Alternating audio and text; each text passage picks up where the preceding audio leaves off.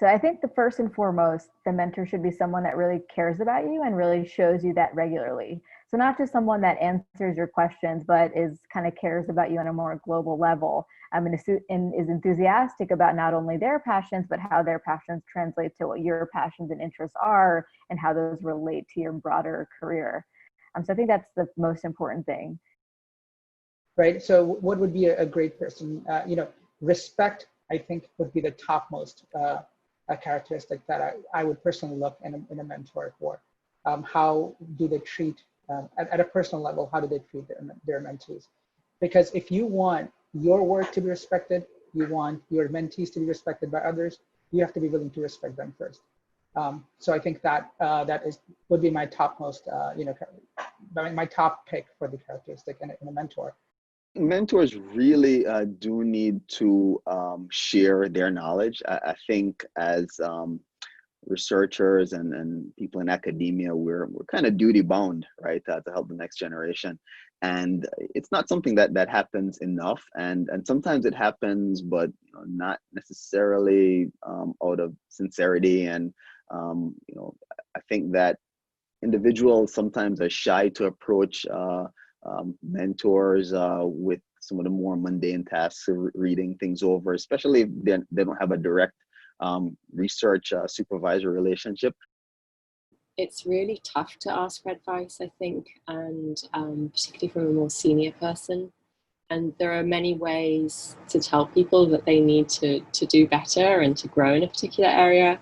And some of those ways can make you feel empowered and confident that you can do it, and others can just be totally crushing. So I think definitely go for a very kind approach if you can. And sometimes it's just having reassurance that science is hard and that this is a tough process and that you will get through it. All of my mentors have done really nicely for me over the last several years is that you can tell your mentee that you care about them. But I think what's more important, like other things, is that you have to show them. And so you can show them through your actions, through your words, and through things that you do that they may not even see. And so there have been moments where I've noticed that a mentor has done something for me or had a conversation with someone else that I wasn't directly a part of, and I found out about that from some other mechanism. And that really kind of showed me that they cared about me and what my successes are.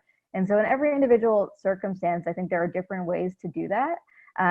One way to do that is by at the end of a meeting or end of a conversation, having a plan for, well, when am I seeing you next time? And what are we going to talk about then? I think that's another way of showing that you care, rather than I'm very busy and this was the meeting, we were supposed to meet twice a year and we did it. And then it kind of ends there, because that leaves the mentee, having been there personally, that leaves the mentee very lost. And when am I allowed to meet with you again? When can I ask you questions again? And rather than, just come and find me when you need something, I'm always here, kind of showing that in more concrete ways. Or, sending them things that are important for their career. Or I remember that you mentioned to me that you were interested in this type of thing. I saw this grant that you might be interested in. And so I often receive, emails like that from my mentors about, I saw this grant proposal and I thought of you. Let me know what you think about that.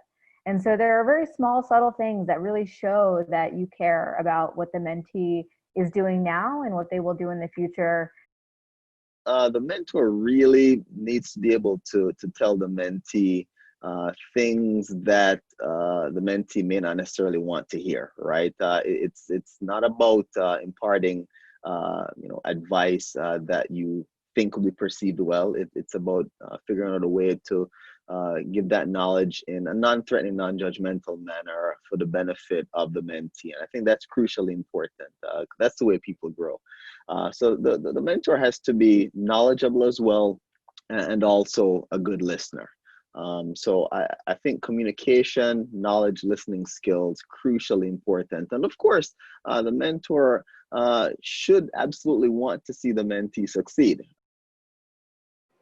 Be a cheerleader for them. I mean, if they, they present a poster, be at the poster. If they're doing, really a minor presentation to the class, I like to show up on, and just be there show again the respect and that I'm there to support them.